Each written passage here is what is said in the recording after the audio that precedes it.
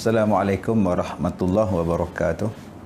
Bismillahirrahmanirrahim. Alhamdulillahirabbil alamin wassalatu wassalam ala Rasulillah wa ala alihi wa ashabihi ajma'in.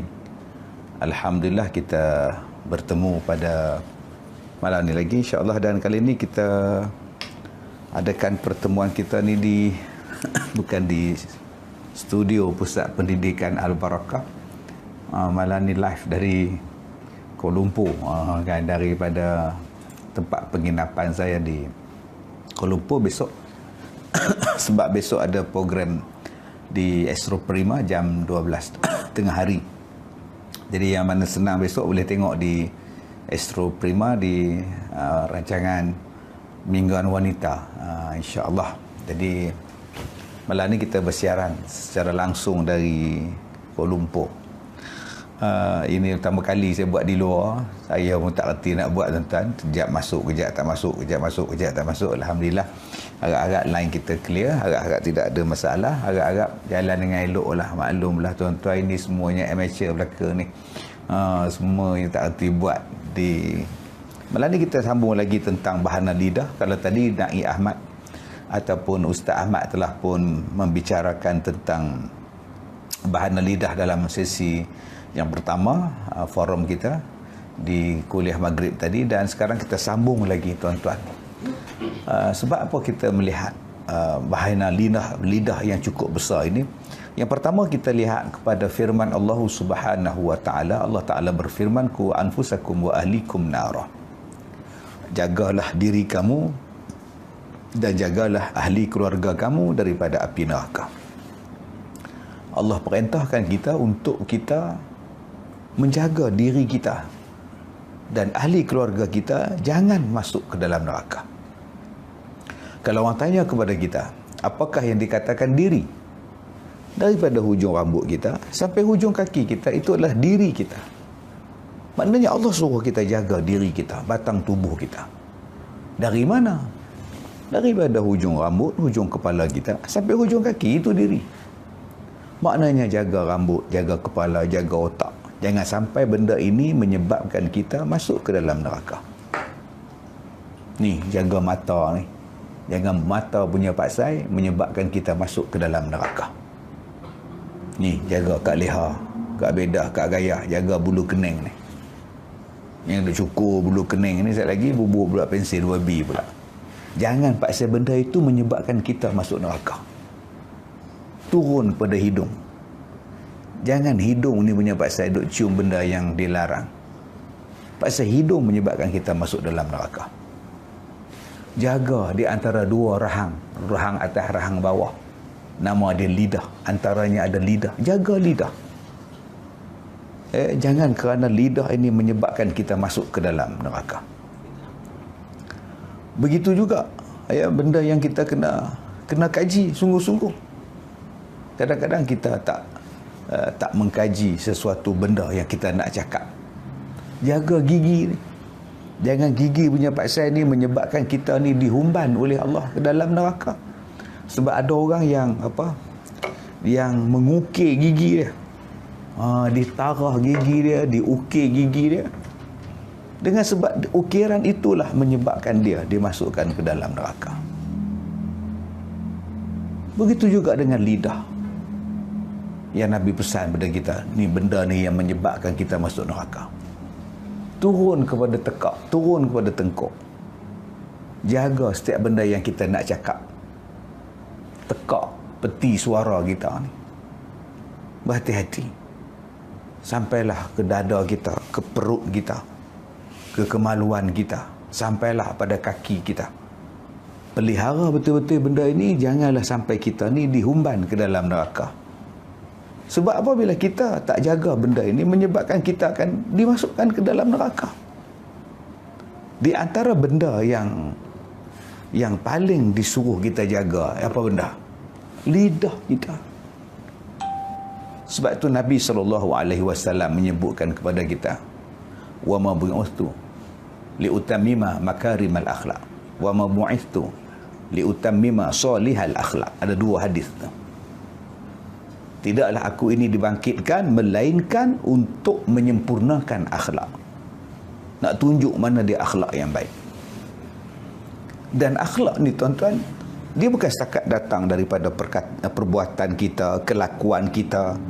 Akhlak bukan setakat dia berlaku daripada apa yang kita buat. Akhlak juga ialah apa yang terbit daripada mulut. Yang terbit daripada mulut itu juga mencerminkan akhlak. Jadi kalau ada orang cakap, orang tu hati dia baik ustaz, cuma mulut je jahat. Tak betul. Hati yang baik akan menyebabkan mulut jadi baik. Sebab ada orang, setengah orang faham, setengah orang faham bahawa mulut dia memang jahat ustaz, tapi hati dia baik. Mulut dia memang macam tu, tapi hati tak ada tuan-tuan. Mulut jahat, hati jahat.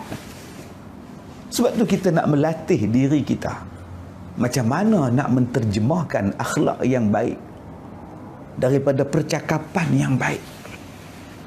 Subhanallah.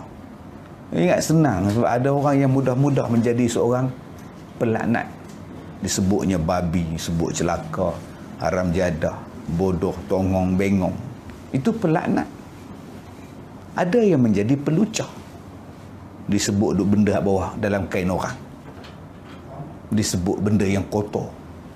Disebut benda-benda yang kita kata memalukan orang.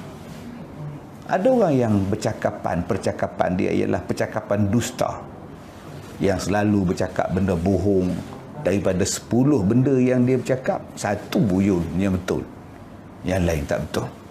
Ada orang daripada percakapan dia meninggikan diri, besar diri. Daripada percakapan tu dengan sombong dia berlagak, hoi, siapa gerangan memanggil bagaikan kodok memanggil hujan.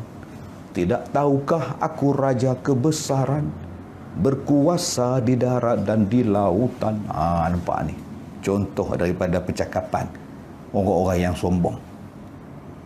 Tuan-tuan, ada orang yang menggunakan percakapan dia ialah mengumpat. Tak padan dengan punggung tonggek, tak padan dengan hitam, tak sedar diri hidung kembang. Ada orang yang suka memfitnah, menuduh tanpa bukti, menyebarkan sesuatu yang tak betul. Ini semuanya adalah bahana-bahana daripada lidah. Dan yang paling kita takut sekarang ialah tuan-tuan, lidah tidak lagi mengeluarkan suara. Hari ini lidah menggunakan jari. Ni jari. Ni lidah yang sekarang banyak digunakan. Dan banyak orang menyalahgunakan jari, lidah jari ni. Seteringat lagu Jamal. Jari jemari ku tak berhaluan, hanya mengikut rentak hati dan perasaan. Dia kata jari-jari ni tidak berhaluan, hanya mengikut rentak hati dan perasaan. Yang ni yang banyak bercakap sekarang. Dan benda ini Allah Ta'ala sebut di hari kiamat, bahawa jari ini bercakap akan disebut oleh Allah di hari kiamat. Dalam Quran Allah sebut, al-yawma nakhtimu ala afwahihim wa tukallimuna aydihim. Maknanya jari ni boleh bercakap di hari kiamat. Sekarang jari tak bercakap, jari cuma taat, jari cuma ikut. Disuruh genggam, jari genggam. Disuruh tampar, jari tampar. Disuruh jentik, jari ikut. Disuruh rabah, jari rabah. Disuruh mencuri, dia mencuri. Disuruh tulis benda jahat, dia menulis. Disuruhnya buat apa pun dia ikut. Disuruh suap makan, dia makan. Disuruh suap minum, dia minum. Tetapi di hari kiamat dia akan bongkar apa yang kita buat. Sebab tu saya takut hari ini tuan-tuan, ada orang yang langsung tidak lagi bimbang dengan apa yang dia tulis di dalam media sosial. Takut saya. Dia nak maki orang, dia nak kutuk orang, dia nak troll orang. Seolah-olah kita ni tak ada hari kiamat. Bukankah kita ada hari kiamat? Hari untuk dibalas.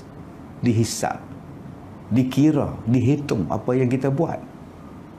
Dan benda yang banyak, benda dihitung ialah banyak cakap. Sebab itu Nabi SAW menyebutkan dalam satu hadis an Abi Hurairah radhiyallahu an, Nabi SAW qala, "Man kana yu'minu billahi wal yawmil akhir, falyakul khairan aw liyasmut." Muttafaqun alaih. Nabi sebut, siapa yang beriman pada Allah dan hari kiamat, hendaklah dia bercakap benda yang baik ataupun dia diam. Nabi suruh dua je cakap. Dua benda saja yang Nabi suruh buat. Bercakap benda yang baik ataupun diam. Sebab itu bila kita nak bercakap, kita kena fikir dahulu. Adakah percakapan aku ini baik ataupun tidak? Kalau tak baik, jangan cakap. Kalau perkataan itu mengguris hati orang, jangan cakap. Kalau perkataan itu boleh menimbulkan perbalahan yang lebih besar, musibah yang lebih besar, jangan cakap. Kalau percakapan kita itu boleh membawakan kerosakan pada diri kita, kerosakan pada orang lain, menjatuhkan nama orang lain, maruah orang lain, jangan cakap. Habis tu Ustaz, kita cakap je, lantak je lah. Tak boleh. Diam. Diam lebih baik. Baik, sebelum kita pergi jauh lagi, kita tengok dulu komen-komen yang bersama dengan kita pada malam ini. Suraya Harun, macam nama pelakon pula Suraya Harun. Bagaimana dengan seorang perempuan yang percakapannya lemah lembut gemalai tapi mencurangi suaminya, selingkuh dengan begitu ramai lelaki dan menjadi perampas suami orang walaupun dirinya masih seorang isteri yang sah pada suaminya? Curang. Itu curang. Okey. Walaupun percakapan lemah lembut, lemah gemalai, itu masalah dia lah, dia boleh berlakon. Hati busuk, dia boleh berlakon. Percakapan dia baik, depan orang dia cakap baik sebab dia nak menggoda. Lembut dia bercakap tu sebab dia nak menggoda orang. Cuba dia cakap kasar, tak ada siapa yang teringin kat dia. Jadi jangan faham tu lemah lembut tak boleh pakai juga. Dia memang tak boleh pakai sebab percakapan dia ialah percakapan untuk menggoda orang. Sedangkan seorang isteri, bila jadi isteri orang, bila dia bercakap dengan laki-laki lain, percakapan dia tegas. Percakapan dia tegas. Dia tak boleh nak lembai-abai, nak buat apa, tak boleh cakap macam itu. Tak boleh. Kalau orang tanya dia, "Assalamualaikum Kak Gaya." "Waalaikumsalam." "Ya, boleh saya bantu?" Gitu je Kak. Dia bukan boleh cakap, "Assalamualaikum Kak Gaya." "Waalaikumsalam. Abang tak ingat kita ke?" Tak boleh geleng-geleng kepala macam itu. Buatnya abang tu balik rumah tak tidur malam dia. Ini orang perempuan. Nak cakap lembut lembai, cakap dengan suami. Nak cakap lemah gemalai dengan suami, dengan orang lain, bukan makna tengking garam, bukan. Maknanya tegas, percakapan yang perlu, percakapan yang penting sahaja.